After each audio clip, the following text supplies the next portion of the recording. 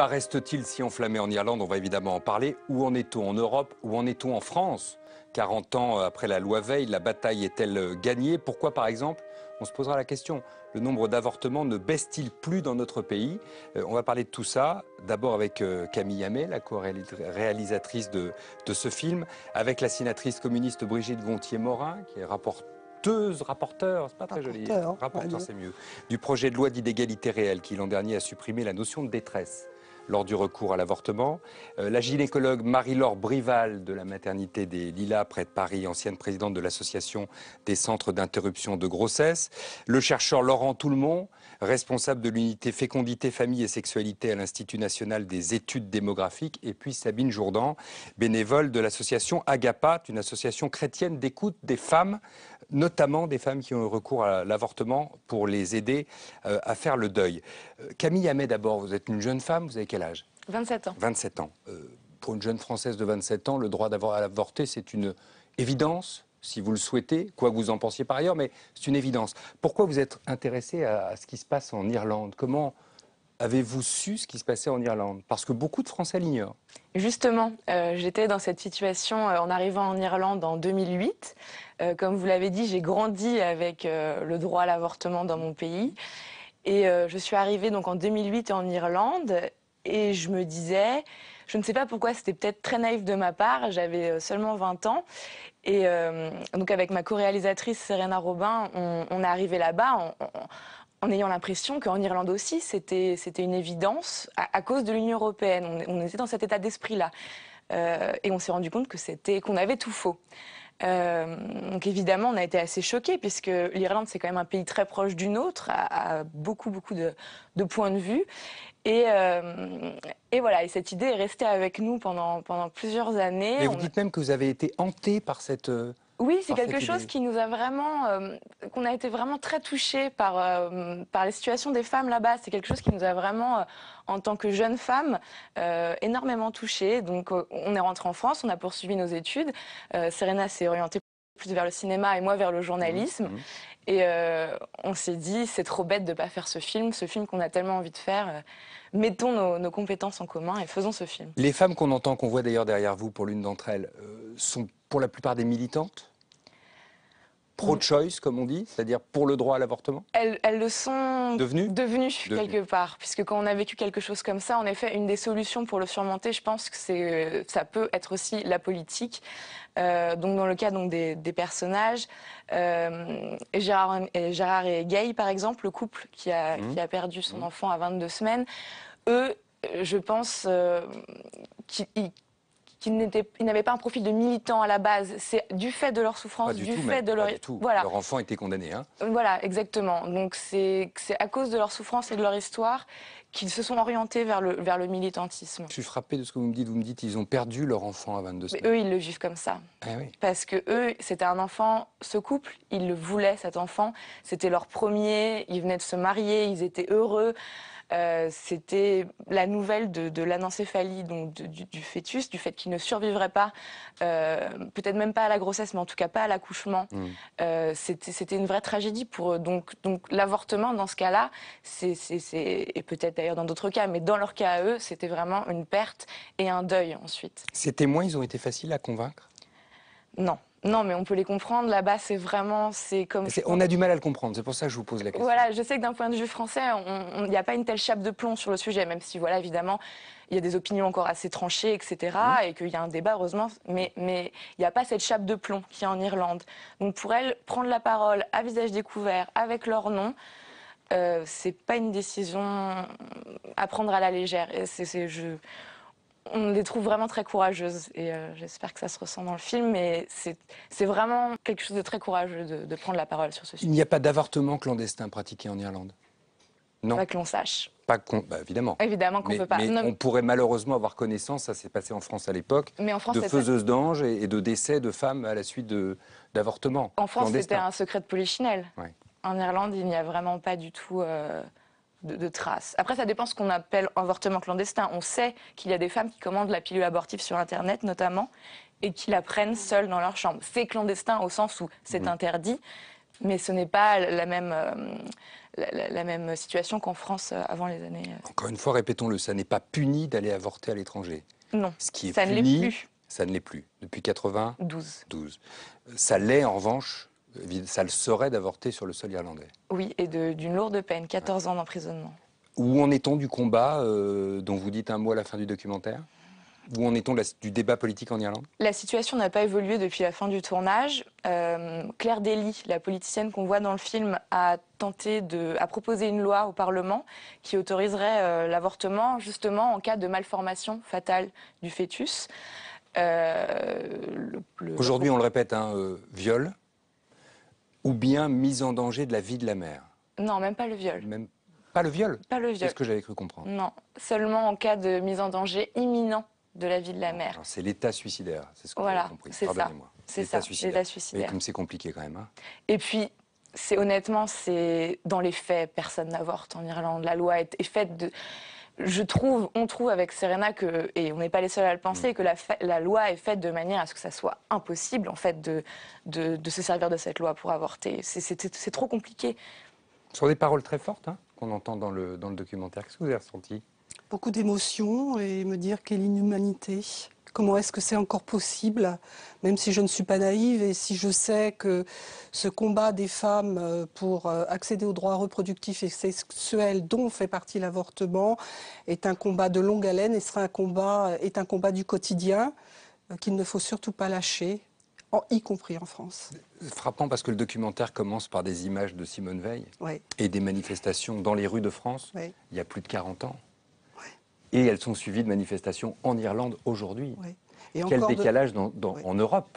Et encore de mobilisation dans notre pays pour empêcher des centres de planning familial ou même des maternités de clore leurs portes, faute de moyens. Donc c'est un combat actuel. Il y a des paroles très brutales, des situations décrites de manière très crue dans votre documentaire. On dit souvent take the boat, évidemment on a compris que c'était prendre l'avion pour l'Angleterre, revenir dans la foulée après avoir reçu un traitement abortif généralement médicamenteux. Évidemment, ça n'est jamais une lettre à la poste. Écoutez cette Irlandaise. I remember coming back from England and, you know, I had to get on a plane bleeding, basically. And I mean, it's just horrific. It really is. It's horrific to put young women through that.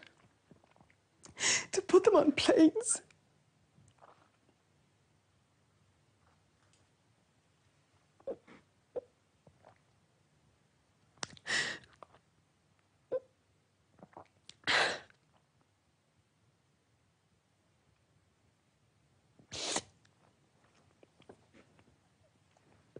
And how can a state that calls itself Catholic and compassionate put women on planes when they're bleeding and when they're terrified and when they're vulnerable and alone and say, we won't support you, we won't value you or your life or your decision? Sabine Jourdan, je me tourne vers vous parce que votre association est une association chrétienne et que clairement ce qui est mis en cause là, c'est la culture catholique traditionnelle de l'Irlande. Est-ce que comme chrétienne, vous êtes choquée d'entendre ce qui vient d'être dit? Bien sûr. J'ai été bouleversée par le film, bien sûr, tous ces témoignages. Ce que j'ai envie de dire, c'est pas... Quelle que soit la position, voilà, précisons-le, de votre association, pour ou contre l'avortement, ça n'est pas le sujet chez vous. Nous ne sommes pas dans un positionnement. On écoute. On est dans l'accueil. L'accueil des personnes qui souffrent, il y en a.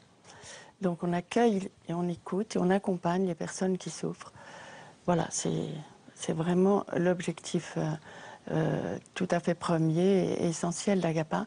On n'est pas des militantes et on n'est pas fait pas de prosélytisme aucun. On accueille tout le monde, tous les âges. Hein. Les personnes qui viennent à Agapa, c'est vraiment de tous les âges, de toute confession, de tous milieux sociaux. Toute personne. Il y a ce sentiment chez celles que vous accueillez de rejet, de solitude extrême, j'allais dire de punition. Pardonnez-moi, parce que c'est le mot qui me vient à l'esprit quand j'entends cette femme. Alors, moi, elle est punie. Je vous parle vraiment à partir de ce qu'on entend. Oui. La punition, ça existe. Ça existe, les femmes qui se sentent punies. lorsqu'elles viennent, par exemple, parce qu'elles n'arrivent pas à avoir d'enfant après avoir vécu un avortement, elles peuvent avoir ce sentiment que c'est une punition. Ça existe. Donc c'est une forme de culpabilité très importante. Voilà, mais toutes les femmes qui viennent à Agapa, c'est vrai, souffrent de culpabilité. Mais toutes les femmes qui ont perdu un bébé, quel que soit le terme auquel elles l'ont perdu, ont une culpabilité. Alors évidemment, quand c'est une perte volontaire, la culpabilité est beaucoup plus première et présente.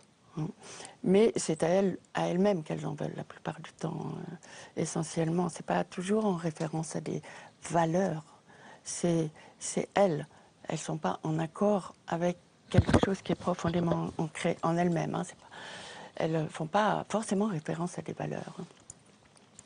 Alors, pour revenir à ce que vous disiez par rapport à toute cette charge émotionnelle des femmes qui parlent dans ce film et qui m'ont beaucoup touchée, hein, parce que c'est très fort et c'est affreux, quoi, de la situation dans laquelle elles sont. Ce qui m'a frappée, moi, c'est que les paroles qu'elles disent, c'est des paroles que nous entendons. Seulement, dans un pays où c'est autorisé. Oui, nous entendons tout ce qui concerne le silence, la solitude. C'est très, très présent dans les paroles de toutes les femmes qui viennent. Parce qu'elles vivent mal après un avortement, il y en a. Hein. Moi, je ne vais pas généraliser ces personnes qui viennent à Agapa. Donc il y a une souffrance, elles vont pas, une culpabilité, une souffrance qu'elles ne vont pas accorder à la situation d'impossibilité, de difficulté à avorter. C'est vraiment par rapport à leur vécu. C'est la décision elle-même qui est porteuse. À leur vécu de l'avortement, c'est-à-dire que pour elles, ça correspond toujours à une perte. Pas toujours libre, contrairement à ce qu'on croit, peut-être. Il y a beaucoup de femmes qui viennent très en colère. Par exemple, là, on voit beaucoup de colère dans le film. Oui. Et on comprend cette colère. Mais nous, il y a des femmes qui sont très en colère après leur compagnon, après leur mari, après des personnes qui leur ont dit, mais pas question. Parce qu'il y a beaucoup de femmes qui ont une ambivalence. Pas question d'avoir un enfant ou pas question d'avorter? Pas question d'avoir un enfant. Pas question d'avoir un enfant. Et les femmes qui se retrouvent enceintes sans le vouloir. Voilà, c'est un petit peu toute la question qui se pose, parce qu'il y a un inconscient qui parle là, et il y a des femmes qui désirent être enceintes sans le savoir, certainement, hein, puisqu'on voit le nombre d'avortements. Non, mais ce que j'entends dans ce que vous racontez de ces paroles, et je voudrais avoir votre avis là-dessus, c'est que ça n'est jamais simple.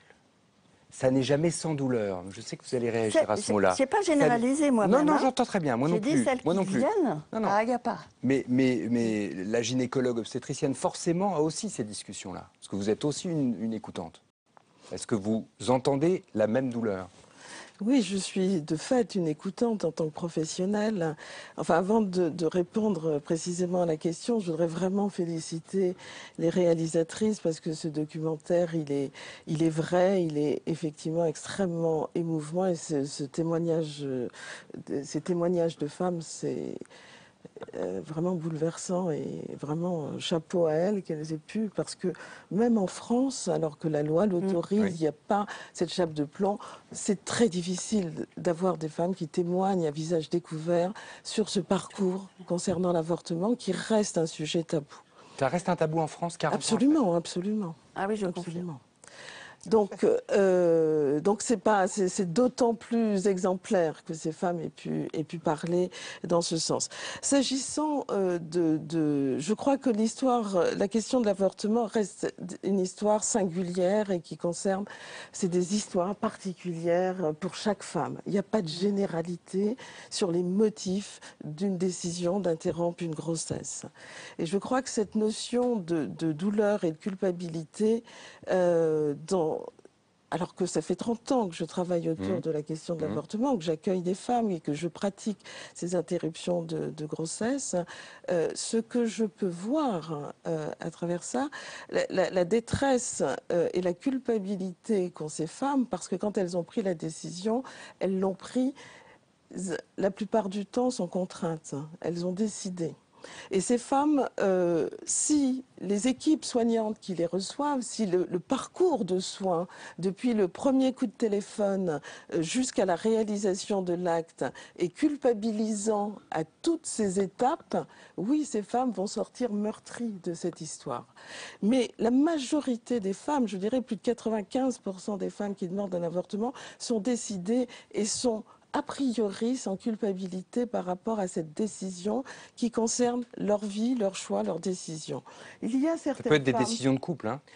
C'est ce qui était dit à je voudrais l'instant. revenir sur ces femmes que vous venez écouter. Il y a effectivement un petit nombre de femmes qui vont être dans une ambivalence certaine, qui vont être dans une difficulté de prendre cette décision par rapport effectivement à des pressions externes, à une situation de vie conflictuelle, à une fragilité psychologique qui fait que si elles ne sont pas écoutées, entendues et soutenues dans leur démarche pour faire la clarté sur l'orientation qu'elles doivent prendre, qui ne va pas forcément aboutir à une interruption de grossesse, mais peut-être indépendamment d'avoir été... Bien sûr, il y a ce processus d'élaboration pour ce groupe de femmes ambivalentes. Moi, je dis en tant que professionnelle, la majorité des femmes qui font la démarche pour interrompre une grossesse, sont déterminées au moment où elles arrivent. Elles sont déterminées. 95% même. Le petit pourcentage, à peu près 4 à 5% de femmes qui sont dans une réelle difficulté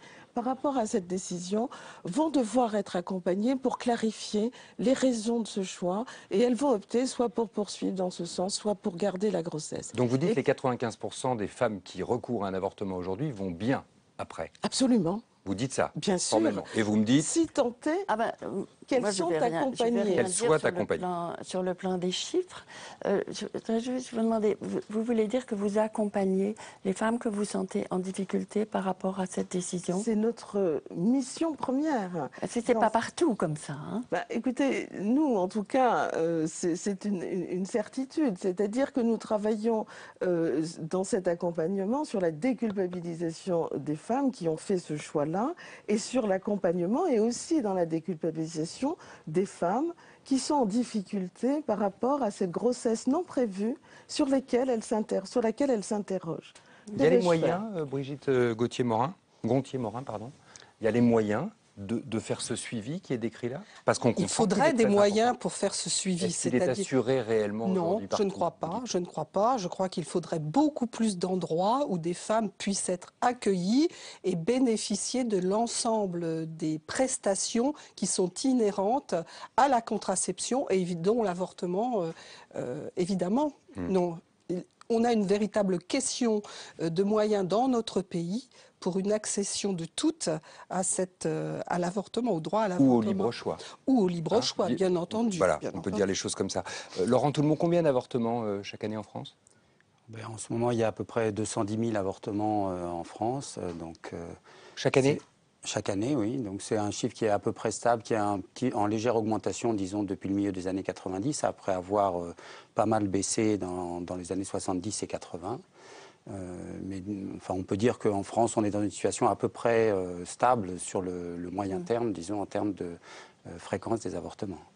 On verra tout à l'heure ce que ça veut dire, la stabilité du chiffre des avortements, parce que l'une des idées de la loi Veil et de la loi Neyertz avant la loi Veil, c'est-à-dire la loi sur la contraception, c'était précisément d'éviter qu'un certain nombre de femmes se retrouvent confrontées à ce choix-là. Je voudrais qu'on continue à écouter ces Irlandaises sur le poids de l'interdit et le poids du secret.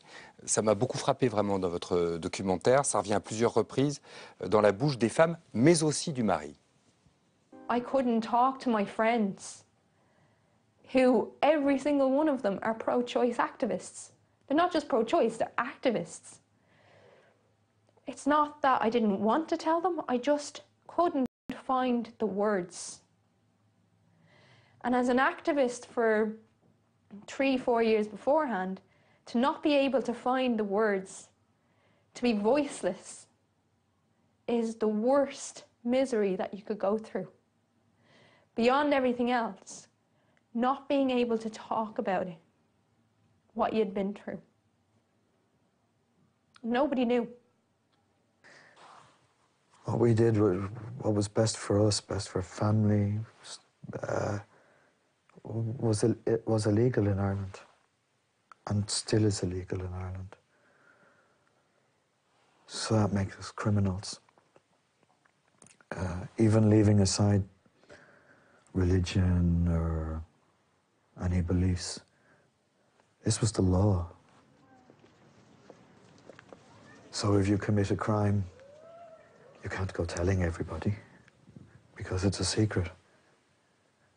So you have to live like this. It's damaging. It caused a lot of damage. Alors évidemment, des gens qui se vivent comme des criminels, c'est assez frappant pour des Français et pour des Françaises. Mais la force de l'interdit, elle est quasiment biblique, là-bas. C'est une loi divine, si j'ose dire. C'est en tout cas l'impression qu'on a eue, oui, Ouais, en c'est l'impression parlant. que ça donne, en tout cas dans votre documentaire. Mais c'est vrai que même si c'est un pays de moins en moins pratiquant, la religion reste extrêmement prégnante dans tous les aspects de la vie sociale et sociétale, notamment à l'école, par exemple. Dans beaucoup d'écoles publiques, l'enseignement est encore catholique. L'Église sa parole a beaucoup de poids dans les débats. Donc oui, forcément, il y a une intériorisation de l'interdit que je pense qu'on a moins dans des sociétés plus séculaires, plus laïcisées. Oui. C'est très moche ce que je dis, mais vous Non, voyez mais l'idée. est-ce que c'est le cas pour nous? Est-ce que c'est le cas en Espagne, par exemple? On a vu les Espagnols avancer Oui, puis très fort sur le chemin du droit à l'avortement et puis se crisper récemment. Oui, c'est ce que je vous disais tout à l'heure. Je crois qu'il ne faut pas considérer que c'est un droit acquis pour toujours et que le mouvement des idées doit toujours être extrêmement affûté pour porter cette exigence des femmes de disposer, d'avoir le choix de disposer d'elles-mêmes et d'avoir un enfant si elles le souhaitent, quand elles pensent que les conditions sont le plus réunies. L'obstacle au choix que vous rencontrez pour vous en France, c'est un obstacle religieux?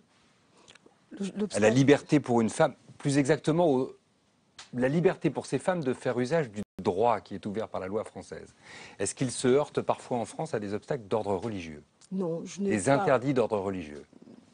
Ces interdits c'est d'ordre privé et les femmes se l'interdisent a priori, donc on ne les trouve pas dans les centres. Elles ne viennent pas vous voir par définition. Mais celles qui sont dans les centres, on ne sent pas du tout ce poids. Mais c'est intéressant le commentaire de ce couple où on voit comment la culpabilité s'installe. On vous dit que vous êtes un meurtrier. Dans cette histoire-là, parce que la loi, et donc on intègre cette notion. Et toute cette notion de culpabilité, c'est vraiment dans cette confrontation entre la loi sociétale, ce qui se fait dans une société, et l'étrangeté d'une démarche qui est à côté de ce qui devrait se faire, de la norme sociétale définie par la société. C'est ça qui marginalise et qui culpabilise. Et je crois que même en France, on a cette notion. On parle très facilement d'une naissance, on ne parle pas du fait d'avoir eu un jour un avortement. On n'en parle toujours pas. On n'en parle toujours pas. D'ailleurs, je ne me sens pas libre de vous poser la question aux unes et aux autres de savoir parce que ça ne me regarde pas. Et en même temps, vous n'arriverez pas en me disant « moi j'ai avorté ». Voilà, ça ne se passe pas comme ça. J'aimerais bien intervenir par rapport à ce couple. Oui. Parce qu'effectivement, ce couple... Pour nous, à Agapa, nous accueillons pas mal de couples qui ont perdu un bébé. Ils disent bien qu'ils ne supportent pas qu'on appelle leur bébé un fœtus. Et ça, on l'entend très très couramment dans nos groupes de parole. Les mamans... Là, vous n'avez pas parlé d'avortement, on est bien d'accord. On parle de couples qui ont perdu un enfant au cours d'une grossesse. C'est comme ça qu'ils le vivent. Ou on parle de couples qui ont décidé d'avorter. Non, je parle du couple qui est dans le... Vous parlez de celui-là. Leur vraie douleur, ils le disent bien à la fin, ils le disent bien. C'est pas une question d'idéologie, c'est pas une question de croyance, c'est pas une question sociétale non plus. Il y a une double peine pour eux. C'est une double peine, bien sûr. C'est une double peine. Et pour eux, c'est leur histoire, c'est leur expérience. Et c'est vrai je pense, de toute personne qui vit, c'est ce que vous disiez un petit peu tout à l'heure. Et la culpabilité, j'aimerais bien revenir sur cette question de la culpabilité, parce qu'elle n'est pas une culpabilité forcément d'origine ni sociale ni religieuse. Elle est que la femme, elle est dans une toute puissance par rapport. Vous voyez, je reprends l'image du couple. Pour le couple, ils ont perdu leur bébé. Et la femme, être coupable, c'est de ne pas avoir pu protéger son bébé. C'est de se dire qu'elle aurait dû être toute puissance pour empêcher que ce bébé ne meure et n'arrive pas. Mais c'est vrai très, très, très souvent, c'est toujours vrai, dans toutes les pertes anténatales, hein, les femmes, elles sont toujours coupables, même si c'est accidentel. Elles vont chercher... Elles vont chercher qu'est-ce que j'ai mangé, qu'est-ce que j'ai pas fait, pourquoi je suis pas allée à la maternité. Voilà. Et les médecins ont très souvent beaucoup de mal à les déculpabiliser. Donc il y a quand même une culpabilité qui je précise ce que vous entendez pour qu'on comprenne bien, à la fois des femmes qui ont décidé ou qui ont fait ce choix de l'avortement et des femmes qui ont fait des fausses couches, qui ont perdu leurs enfants au cours de grossesse dans le passé. J'entends. C'était juste pour préciser que votre écoute n'était pas limitée à l'avortement et à celles qui recourent à l'avortement. Oui, je voudrais juste revenir sur l'évolution en France depuis donc une quarantaine d'années. Le droit à l'avortement, il ne s'est pas fait en un jour. Et non seulement il y avait un combat très difficile dans les années 70, mais ensuite il a fallu une loi dans les années 80, une loi dans les années 2000, une deuxième loi. Et ça n'est que maintenant, tout récemment, que le droit pour les femmes de recourir à une interruption volontaire de grossesse est reconnu. Donc cet aspect de culpabilisation... Non, c'était on a enlevé la notion de détresse tout récemment, mais en vérité, dans les faits... justement en termes de culpabilisation, de dire c'est un droit auquel les femmes peuvent avoir, disons qu'elles peuvent exercer, comme n'importe quel droit, ou bien de dire, dans une situation de détresse, quand vraiment rien d'autre n'est possible, ça peut être envisagé. Bon. Donc il y a vraiment un changement qui est un changement récent en France, qui est important, et on voit dans nos enquêtes, quand on pose des questions sur l'histoire, on pose des questions aux hommes ou aux femmes sur l'histoire, les personnes ont du mal à parler des interruptions volontaires de grossesse qu'elles ont eues. Alors, ça peut s'expliquer d'une manière parce que c'est pas un acte valorisant. On peut dire une IVG de toute façon, même si ça peut permettre de se construire dans une histoire, c'est pas un acte très positif. Même les médecins, les militants sont un peu fatigués. À un moment, c'était une grande victoire pour les femmes. Maintenant, disons, transformer une expérience d'interruption volontaire de grossesse en expérience positive, c'est un travail compliqué. Mais le fait que ça soit considéré comme un droit, ça fait quand même une différence énorme avec la situation de l'Irlande. Et encore une fois, même en France, c'est quelque chose de récent. Et on voit qu'en Espagne, même quand il y a eu une avancée, il peut y avoir des retours. Donc on est très loin d'une situation où l'interruption volontaire... Mais vous seriez d'accord sur l'idée que même en France, c'est un droit qui peut... Bien sûr, bien sûr, bien sûr. Pour être très honnête, quand j'ai vu le débat... à l'Assemblée nationale et au Sénat sur ce sujet l'an dernier, je me suis dit, mais tout va bien, pourquoi on s'affole ? Non, tout ne va pas si bien que ça. Ça va bien par rapport à évidemment des pays où l'avortement n'est pas autorisé, est interdit. Mais il faut considérer que Malte, Chypre, forte restriction, la Pologne, etc. Et on a vu ce qui peut arriver, ce qui a pu être tenté en Espagne. Donc j'affirme qu'il faut vraiment rester mobilisé et extrêmement vigilant sur le droit lui-même ouvert par la loi, mais aussi sur les conditions de la réalisation de l'acte. Qui vous semblent pas réunis. Qui me semblent pas réunis. Et sur ce que nous avions abordé tout à l'heure, c'est-à-dire l'accompagnement, entre guillemets, mais un accompagnement qui fait que, vous voyez, ce n'est pas un aspect négatif, c'est pas mettre la femme sous tutelle que je suis en train de dire là, c'est vraiment créer les conditions que ce soit un acte qui soit le moins traumatisant possible. Parce que moi, je continue à penser... Et en tirer les leçons, je peux me permettre de dire ça comme ça, brutalement. Mais quand même, il y a quand même, par rapport au débat que nous avions tout à l'heure, la femme dans notre pays, même si le poids de la religion, puisque nous sommes régis par le principe de la laïcité, n'est pas aussi prégnant que dans d'autres pays, nous sommes encore, vous le disiez très bien madame, vous l'exprimiez très bien, la faute originelle entre guillemets, c'est toujours la femme. C'est-à-dire que quand un couple, si vous voulez, la question d'un avortement ou d'une contraception, c'est l'affaire d'un couple pour moi aussi. Or, cette question-là, nous n'arrivons pas à la poser. Donc, quand il y a malformation, c'est toujours d'abord à la femme qu'on pense. Voilà, parce qu'on s'inscrit. Moi, j'ai ce sentiment-là. On voit dans ce couple irlandais que c'est un couple qui fait front, et pour le coup, j'imagine que vous êtes confronté à des gens qui viennent ensemble dans des cas comme cela, non? Alors, oui, je crois qu'il faut vraiment faire le distinguo entre l'interruption volontaire par décision de la femme et l'interruption dans le cadre de malformation, d'indication médicale, où on est quand même dans deux projets différents. C'est très important. On est dans le même projet éventuellement à l'origine, quoique... Oui, de façon... Enfin, je reviendrai là-dessus, mais je voudrais quand même préciser dans tout ce débat qui avance que quand même, il s'agit d'un droit fondamental humain de pouvoir décider du nombre d'enfants qu'on a et quand on les aura, l'espacement de ces grossesses. Il faut quand même le rappeler. C'est un droit fondamental humain. La deuxième chose, rappeler que tout avortement qui se pratique dans des conditions sanitaires impropres aboutissent à des risques vitaux pour la femme ou des mutilations à vie.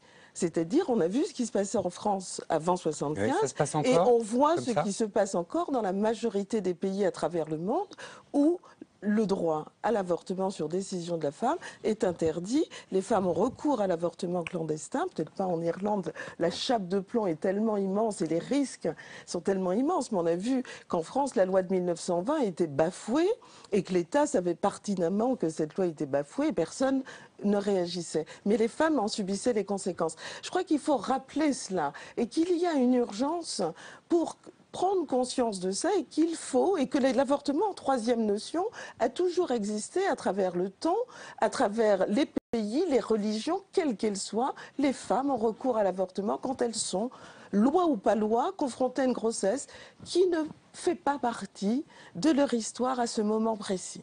Ces trois choses étant rappelées, il est important à ce moment-là de considérer l'avortement dans des conditions sanitaires propres pour éviter des risques graves chez la femme, indépendamment d'une position féministe pour dire le droit à disposer de son corps. Ça rejoint le droit humain fondamental de décider si oui ou non on a envie d'avoir des enfants.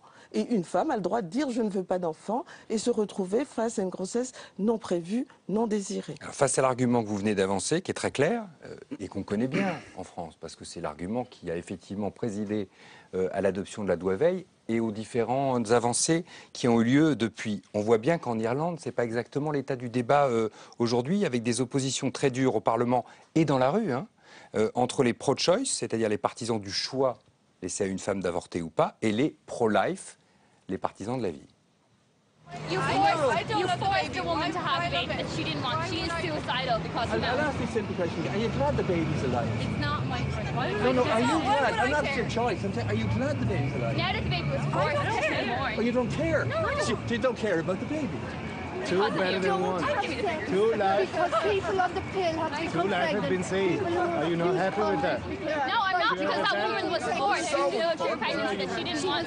Babies are murdered in the mother's womb. How depraved can you get? It's so barbaric. These beautiful young girls, they're believing a lie. They believe the lie that to kill is all right. It's not okay. It's a choice. We just want the choice there. Nous ne voulons que le choix, disent ces jeunes femmes. Camille Hammet, ce qui me frappe, c'est que ce sont deux générations qui s'affrontent là. Oui. C'est ça en Irlande?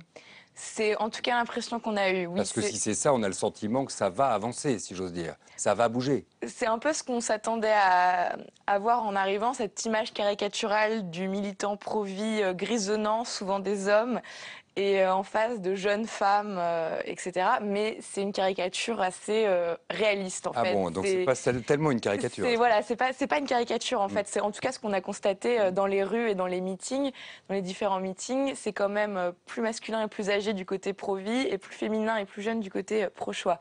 Cela étant dit, c'est vrai que ça donne de l'espoir pour la suite, si j'ose dire, selon le point de vue dans lequel on se pose. C'est-à-dire quel vôtre? Voilà, nous, c'est vrai que... Évidemment un peu militant. Je pense qu'on ne s'en cache pas dans le film. Non, non. Mais il faut quand même bien comprendre que ces deux pôles du débat, ce ne représente pas du tout la majorité de ce que pensent les Irlandais. Alors que pensent les Irlandais au milieu de tout ça? Alors, je ne vais pas parler pour le peuple irlandais, ça n'aurait pas de sens, mais d'après les sondages, les discussions qu'on a eues, etc., on peut quand même se dire que la plupart des gens ont une position assez nuancée. C'est-à-dire, ce qui est d'ailleurs assez difficile à comprendre, je pense, en France, c'est-à-dire qu'ils sont d'accord, ils seraient d'accord pour que l'avortement soit autorisé en cas de danger pour la santé de la vie de la femme, en cas d'inceste, en cas de viol, en cas de malformation du fœtus.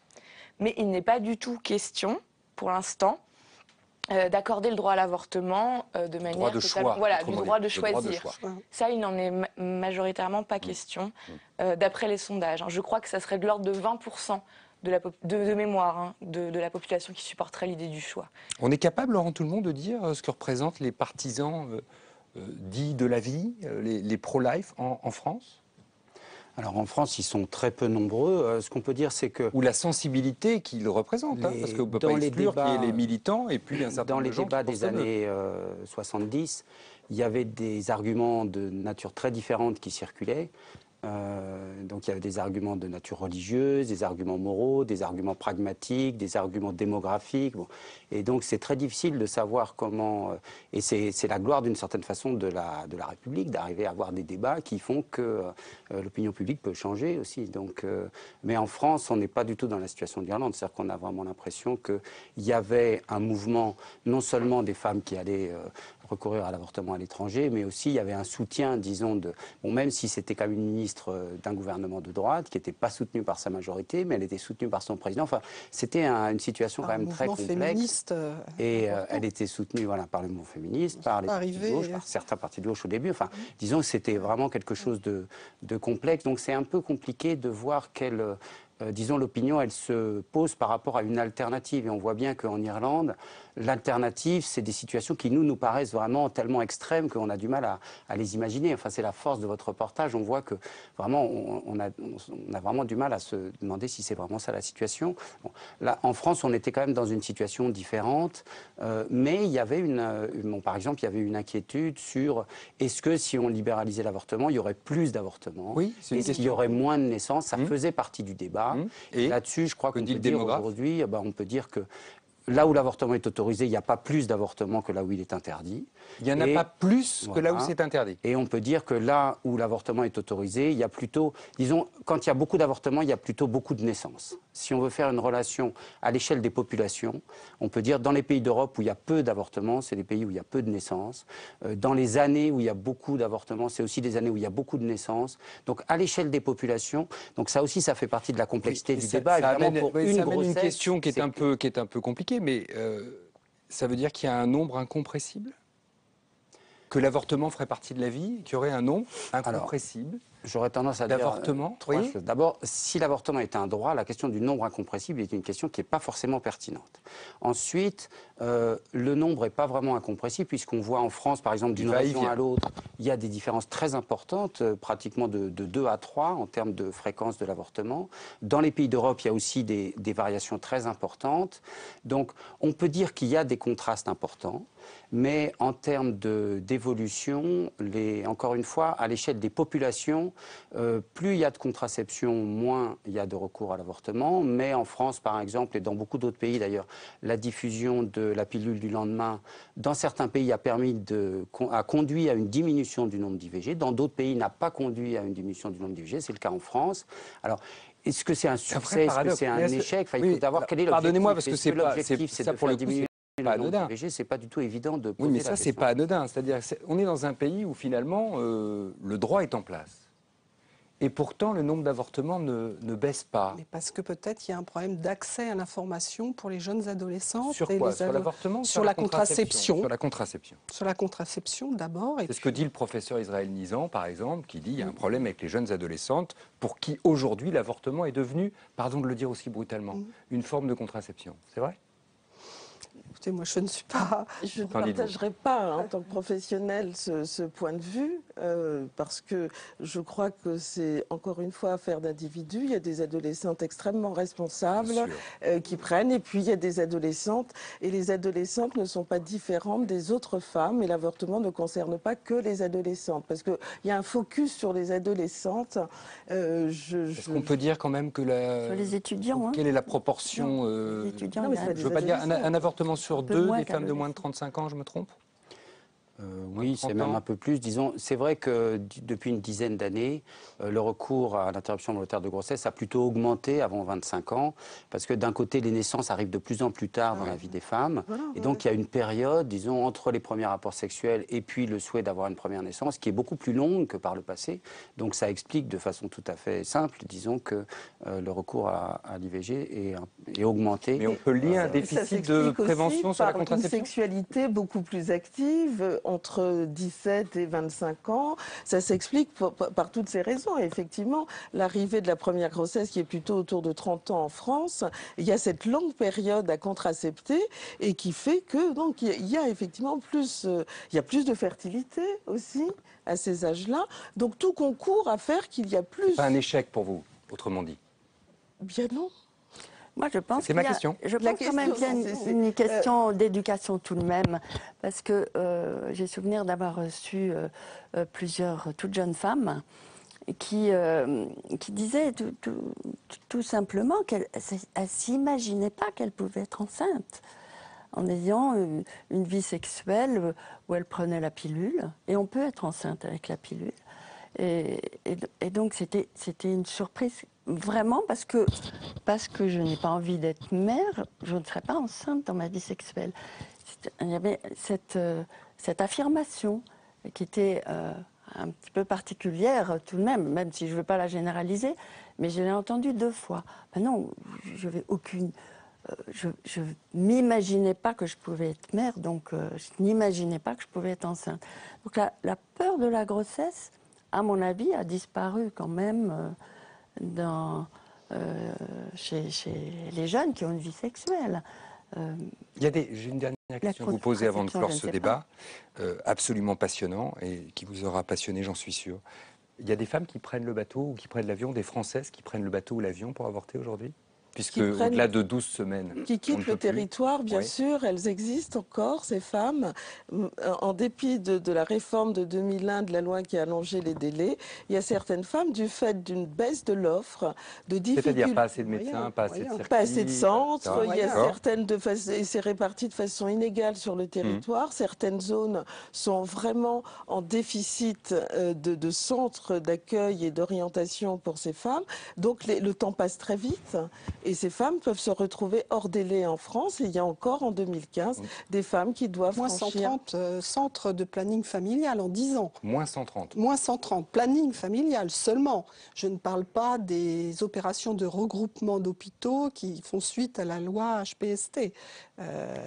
Donc, il y a vraiment un problème de moyens. Il faut vraiment essayer de saisir ce questionnement. HPST, Hôpital Santé Territoire. Je sous-titre au passage. Merci à tous les 5, car le masculin s'impose même dans des débats comme ceux-là. Le féminin va très bien. Vous pouvez continuer si vous voulez. Vous pouvez continuer le débat sur le mail de l'émission qui s'affiche évidemment comme d'habitude en bas de votre écran. Vous êtes de plus en plus nombreux à le faire d'ailleurs. Et merci beaucoup parce que ça nous permet de prolonger le débat. La semaine prochaine, vous retrouvez Claire Barsac pour un docu-débat consacré, et ça vous intéressera aussi sans doute, aux addictions technologiques, les portables, les écrans, etc. Oui, ça aussi. C'est un sujet. À très vite sur Public Sénat.